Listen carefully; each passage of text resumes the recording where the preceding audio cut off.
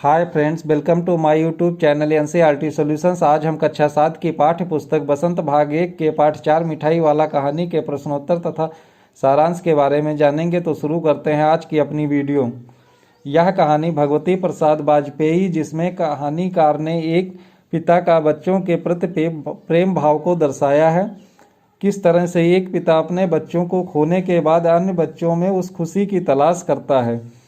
एक आदमी पहले एक खिलौने के रूप में आता है, मधुर स्वर में बच्चों को बहलाने वाले खिलौना वाला गाकर सुनाता है।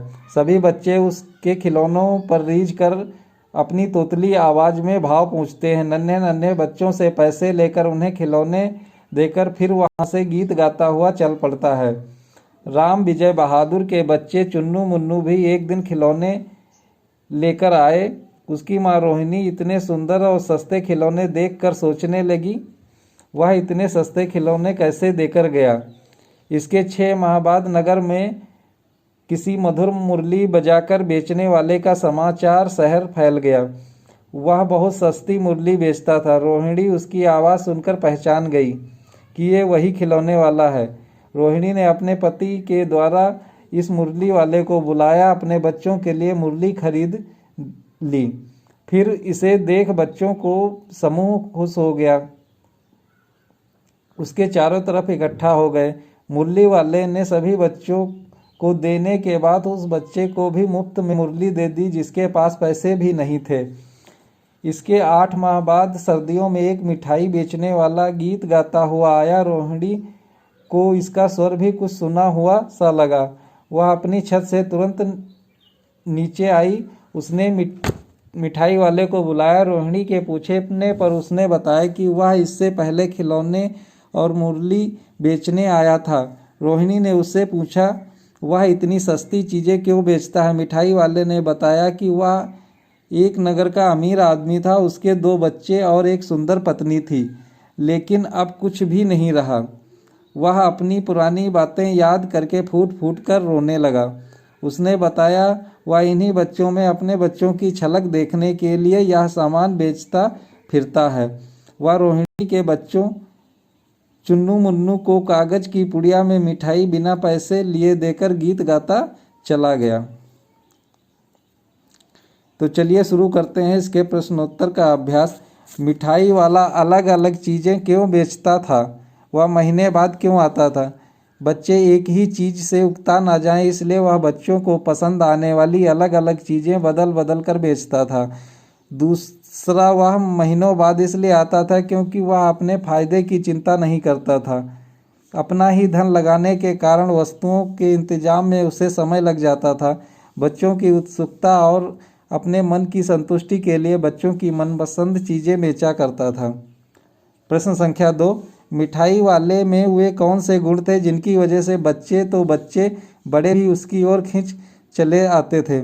मिठाई वाले का मधुर आवाज़ में गाकर अपनी चीज़ों की विशेषता बताना, बच्चों की मनपसंद चीज़ें लाना, लाभ कमाने के चक्कर में ना रहना, बच्चों में अपनत्व, कोमल और प्रेम पूर्ण व्यवहार दर्शाना आदि ऐसी विशेषताएं थी कि बच्चे बड़े भी उसकी ओर खींचे चले आते थे।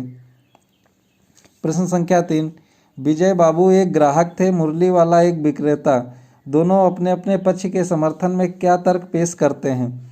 एक ग्राहक के तौर पर विजय बाबू तर्क देते थे कि दुकानदार को झूठ और दाम बढ़ाकर बोलने की आदत होती है। सामान सबको एक ही भाव में देते हैं, पर पहले अधिक और फिर कम दाम बताकर ग्राहक पर एहसान का बोझ डाल देते हैं। एक विक्रेता के तौर पर मुरली वाला तर्क देता है कि ग्राहक को सामान की असली लागत का पता नहीं होता है और दुकानदार हानि उठाकर सामान क्यों ना बेचे, पर ग्राहक को लगता है दुकानदार उसे लूट रहा है। ग्राहक हमेशा दुकानदार पर संदेह ही करता है।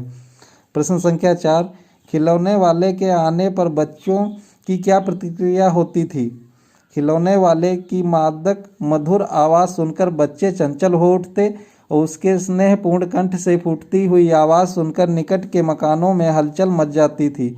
गलियों तथा उनके भीतर स्थित छोटे छोटे उद्यानों में खेलते और इठलाते हुए बच्चों का समूह अपने जूते टोपी उद्यान में भूलकर उसे घेर लेता और वे अपने अपने घरों से पैसे लाकर खिलौनों का मोल भाव करने लगते। प्रश्न संख्या 5, रोहिणी को मुरली वाले के स्वर में खिलौने वाले का संस्मरण क्यों हो गया? रोहिणी को मुरली वाले के स्वर में खिलौने वाले का स्मरण हो आया क्योंकि उसे वह आवाज़ जानी पहचानी लगे। उसे स्मरण हो आया कि खिलौने वाला भी इसी प्रकार मधुर कंठ में गाकर खिलौने बेचा करता था और इस मुरली वाले का स्वर भी उसी तरह का था। ये भी ठीक वैसे ही मधुर आवाज़ में गाकर मुरलियाँ बेच रहा था। दोनों के बेचने का अंदाज एक समान था। प्रश्न संख्या 6, किसकी बात सुनकर मिठाई वाला भावुक हो गया था? उसने इन व्यवसायों को अपनाने का क्या कारण बताया?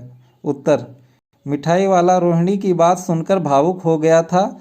उसने इस छोटे व्यवसाय को अपनाने का कारण यह बताया कि किसी समय उसका भी सुखी संपन्न परिवार था, सुंदर पत्नी और प्यारे बच्चे थे, किंतु उसका परिवार नष्ट हो गया। वह अपने मृत बच्चों की झलक दूसरों बच्चों में देखता है। बच्चों के साथ रहकर उसे संतोष, धैर्य, असीम सुख की प्राप्ति होती है। प्रश्न संख्या 5, अब इस बार ये पैसे ना लूँगा।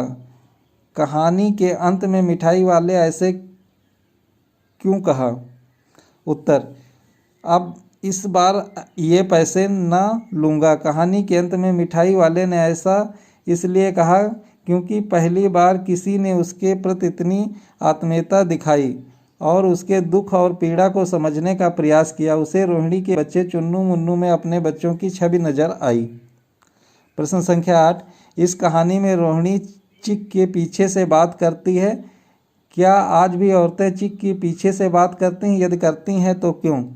आपकी राय में क्या यह सही है? हाँ, आज भी कुछ पिछड़े ग्रामीण, रूढ़वादी, कुछ जातिवादी विशेष प्रकार के परिवारों में पर्दा प्रथा का चलन है। मेरी राय में यह बिल्कुल भी उचित नहीं है। ये प्रथा न केवल स्त्रियों की स्वतंत्रता का हनन करती हैं बल्कि उनकी प्रगति में भी रुकावट उत्पन्न करती हैं।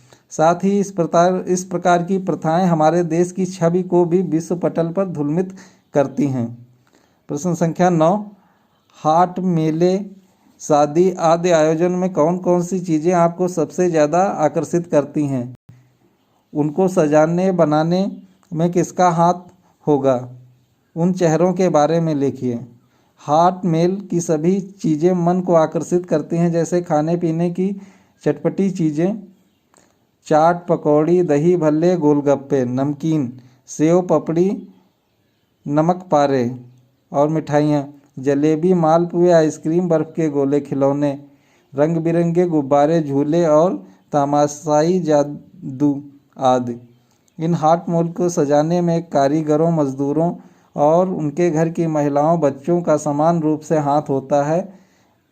इस प्रकार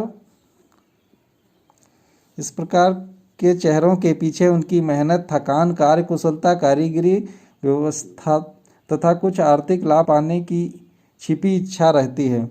चलिए बात करते हैं भाषा की बात।